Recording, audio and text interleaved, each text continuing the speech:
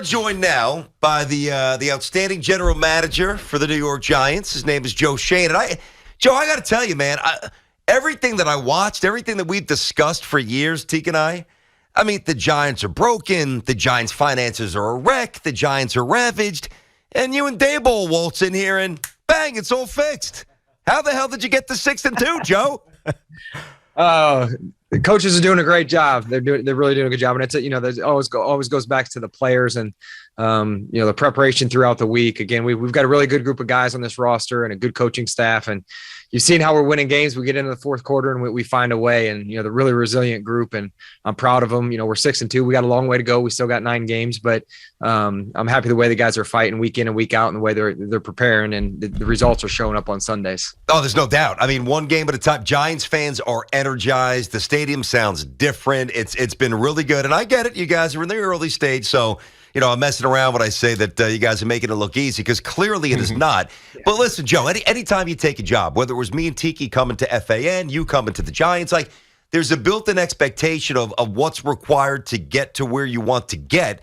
And is it even with the 6 wins, did you think, and I know it's not easy, so I want to frame this the right way because it's not easy, but did you think you were going to take your lumps this year? You had to think that on some level, Joe. Yeah, I've said it before. I didn't think the cupboard was bare. I mean, there are some talented players that are on our roster that were here before we arrived, and then we're getting pretty good production out of the draft class. Unfortunately, some injuries have probably hurt some of the guys who would be playing more. We got Cordell Flot's coming back, but Darian Beavers had a really good training camp, was competing to start at linebacker. So I think a combination of some of the players that were here, some of the guys that we signed in the off season, and then some of the guys we've signed since the season has started have really contributed a lot. And I said it before, like, you never really know what the team's going to be. To me, it usually takes 4 to 5 games to really figure out who you are as a team and who your players are going to be. And, I think after 3 or 4 games, we kind of know who we are. We're a resilient group. We're going to fight. And again, I just think as a team, they play really good together in complementary football. We don't turn it over. We get to the fourth quarter, and, sometimes we make more plays than the other team. And that's the recipe that we've been successful with this far. Yeah, it feels like the players are well prepared, which is going to bring me to my next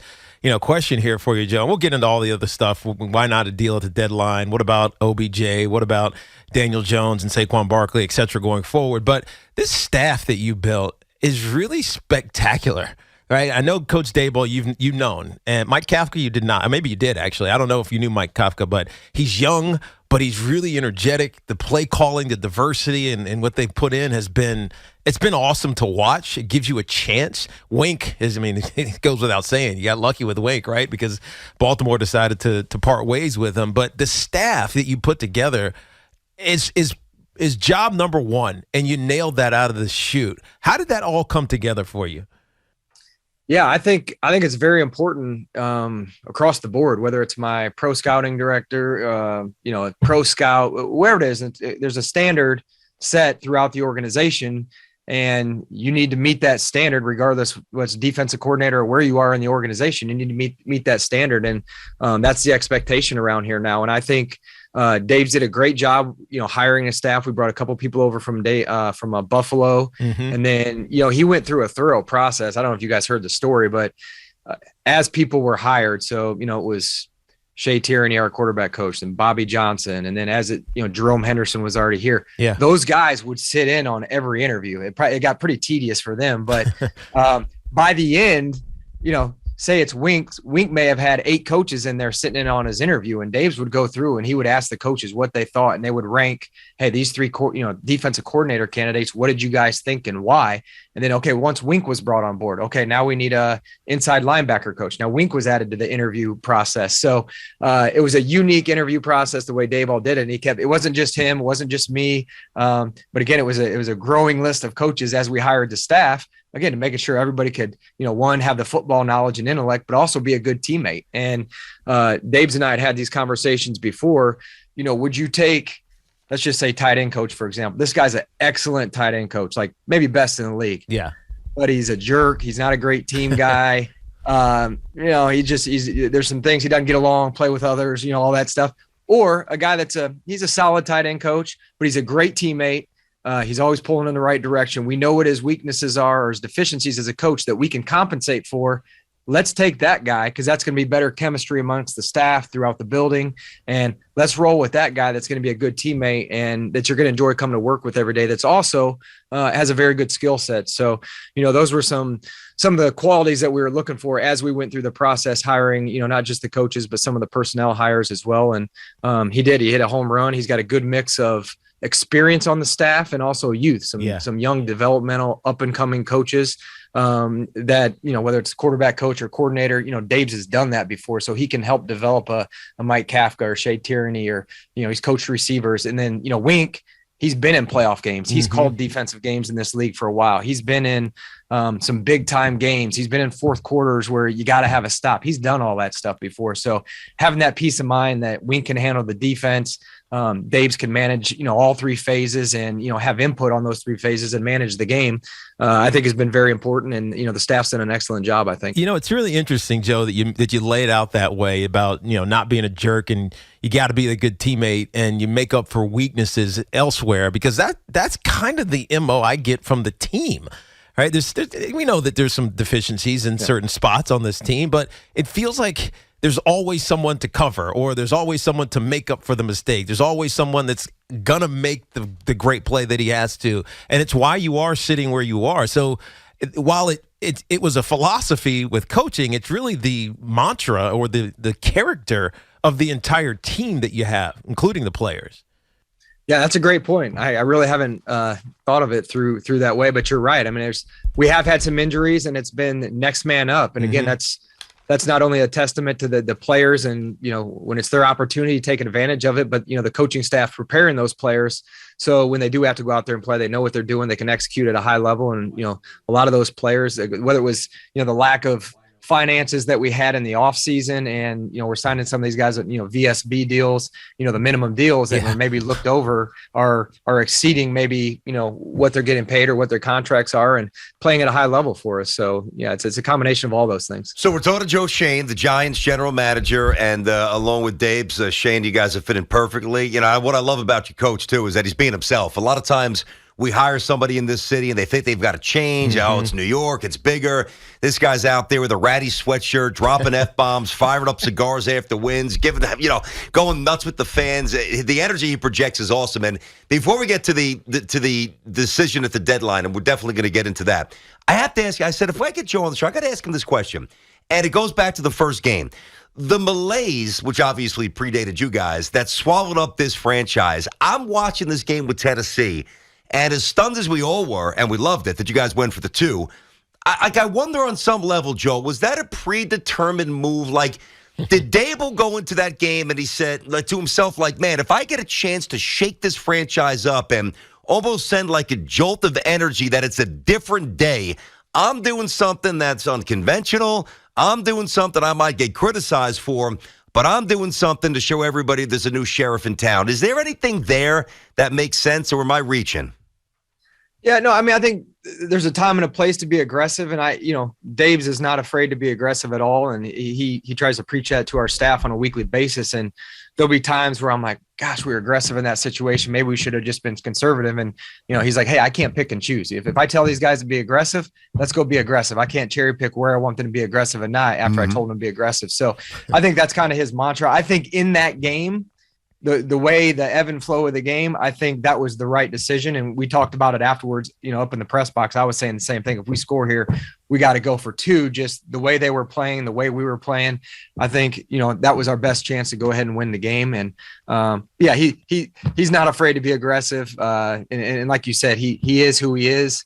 He was, again, he's been around some really good coaches, Nick Saban, Bill Belichick, Sean McDermott, comes from the Andy Reid tree. And the biggest thing for him is he's being himself. Yeah. He's not trying to be somebody he's taking little pieces from each stop along his coaching career and implementing those that he likes. And some of the stuff he's seen, he's like, hey, this is how we did it in the past. It didn't work, or I didn't like how it went over. We got to make sure we do it this way. So, yep. And he fits. He so obviously fits. So, Joe, we know you've been on the phones because Tony was dealt. So we know the phones were ringing, and I'm sure that you were calling some people up. We know you didn't make a trade yesterday.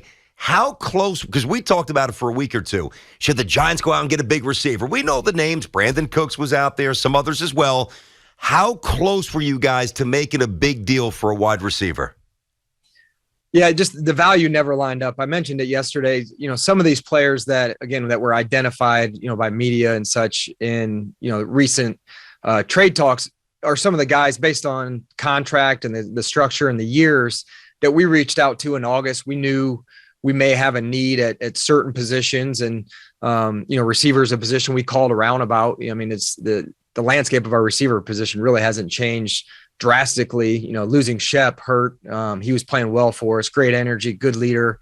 Love Shep to death. So that was a big blow. But we were looking for some of these players since August. We've had these conversations. And again, I said it yesterday at my press conference.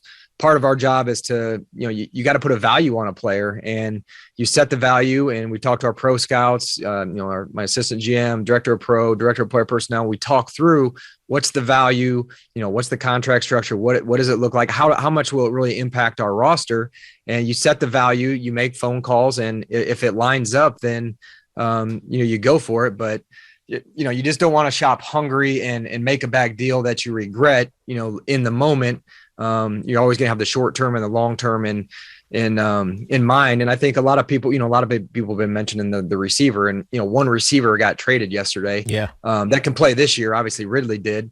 So, that kind of, and you see what the value was on that player that has 1 year remaining on his contract, and what the compensation was. Mm-hmm. So, you got to take that all into account. And again, we had plenty of conversations. I wouldn't say anything, became real close just because the value of some of the teams that we were talking to was just a little bit out of whack for what we were comfortable with. Yeah, they're trying to rob you, and that's not worth it. I've had this conversation with you before, Joe. You got to be patient, and you got to think forward to what the cap is going to offer you next year as this team continues to grow and develop.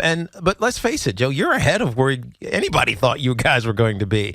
I remember preaching at the beginning of the season when people would call me and say, "Hey, how many wins are the Giants going to have?" I said, "Dude, it's not about the wins, man. It's about the culture." I was saying 4, Joe. I'm sorry. My bad. Worry about the culture. Play the right way. Have everything aligned. But you have to be surprised pleasantly that you're ahead of where anybody could have expected you guys were going to be at this point at the bye. Yeah. I preached it early on, and, since my opening press, just progress. Let's see some progress. Yeah. And, our record is what it is. We're 6-2, which I'm happy with, but I can't tell you how proud I am after a game to stand in that locker room and look around and just know that, whether it was next man up or injuries or, Dex playing his butt off, or Leonard or Saquon came after, I can't remember, maybe Carolina or one of the games. He didn't have a bunch of yards or anything, but he was ecstatic that we won. And hey, it's going to be tough sledding all year. Or, what, like these guys are competing their butts off. We're getting to the end and we're finding a way. And, even in London, Nick McLeod's got to step up and come in and play. We got 2 corners down, Lane comes in and makes a play. I'm just proud of the guys because they're competing their butt off. They're preparing every week. We've had good weeks of practice, and we say it all the time. Like sometimes, like DK, in this league, like you're going to have bad matchups. Yeah. Everywhere I've been, like you play some teams, like their strength is against our weakness, and that just doesn't, you got to find a way.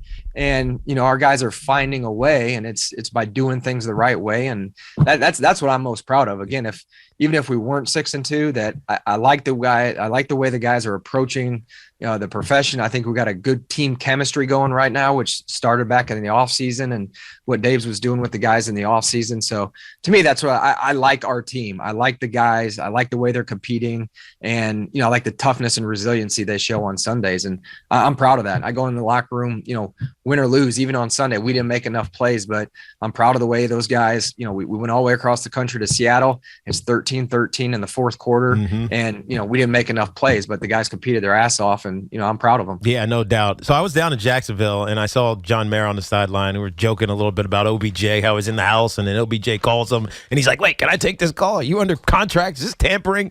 It's the elephant in the room. OBJ, I don't know if he wants to be back with the New York Giants, but he could be.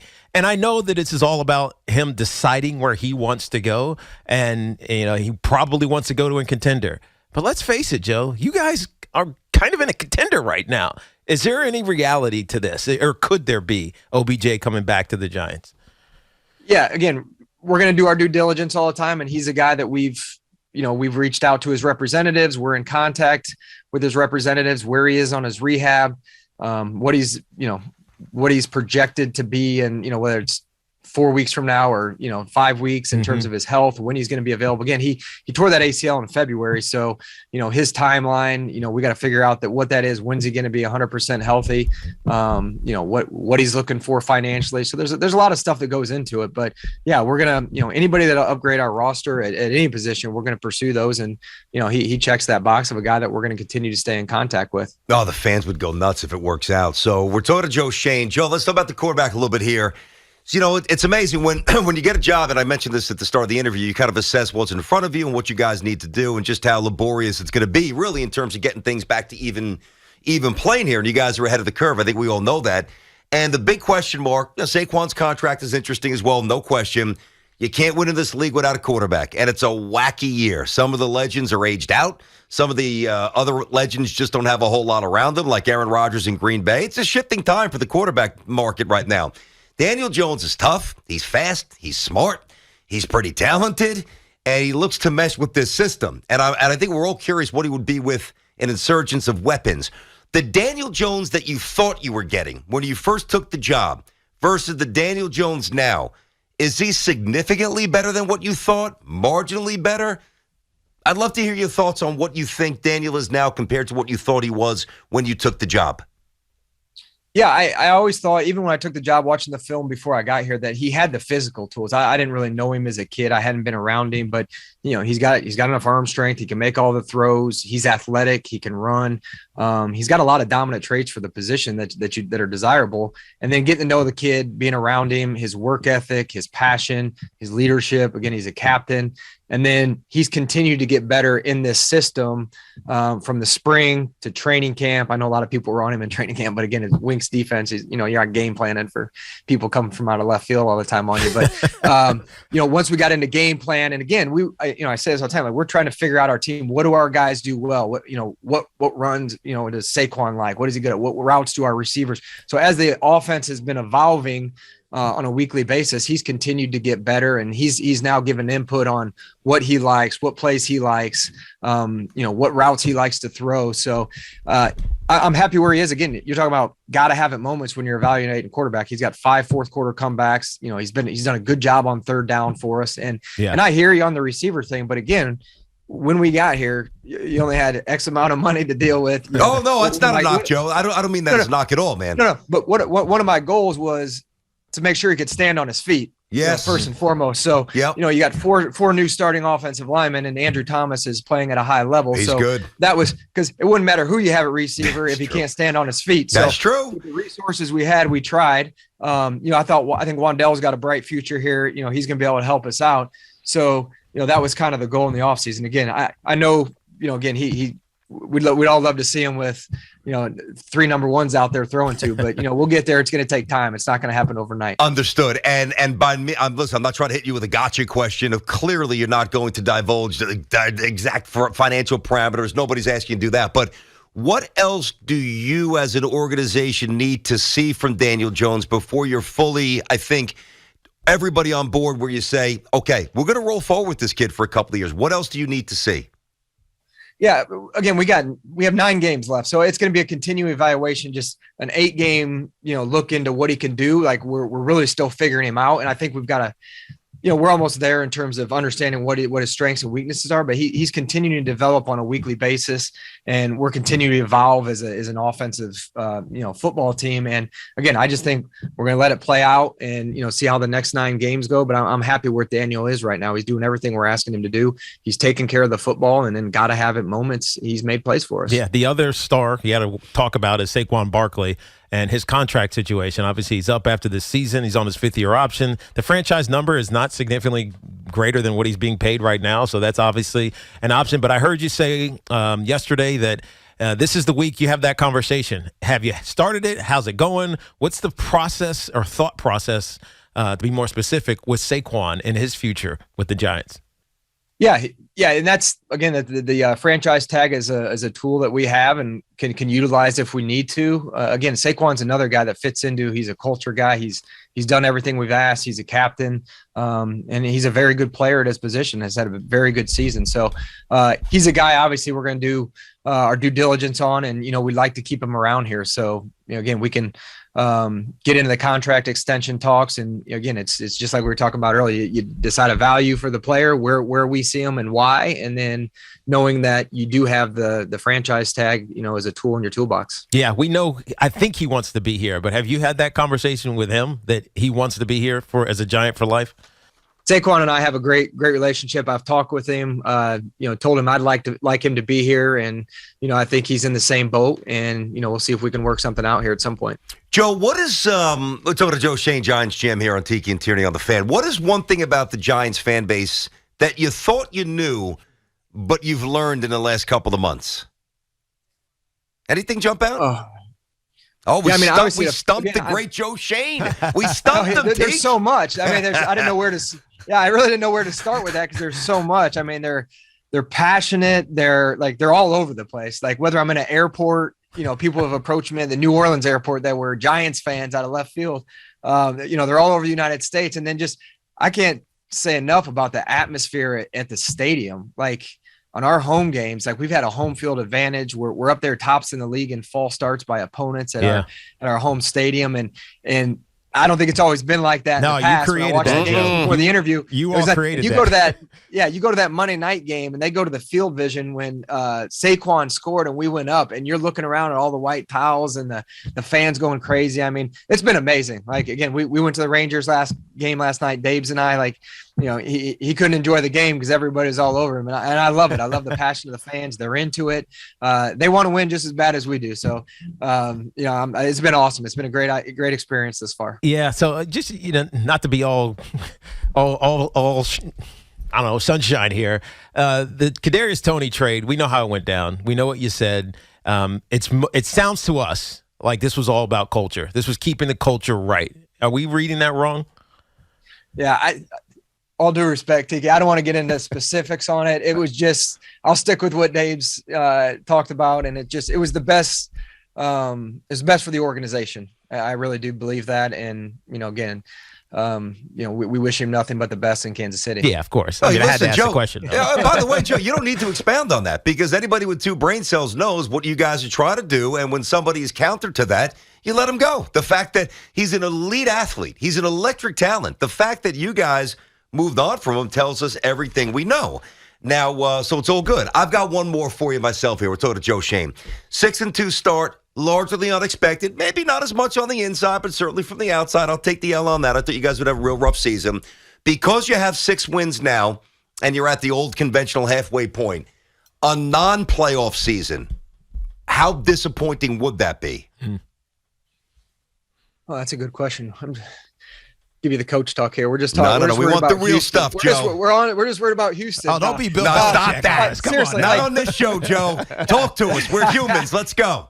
Now, on a serious note, like every week's going to be a dogfight for us. And again, it comes down to no different than Seattle. Like if we're going to turn the ball over and not win the turnover battle, it could be rough. But if we're going to play the way I know we're capable of playing and we take care of the football and make more plays than the other team in the end of the, like we've been doing early on to get us to 6 wins, I think we have a chance every weekend. I'm not going to put a win total or an expectation on it, but again, we're winning a certain way. Our guys are grinding it out, and that's all I can ask our guys to do is continue to approach each week the way they are. They're locked in on the next opponent.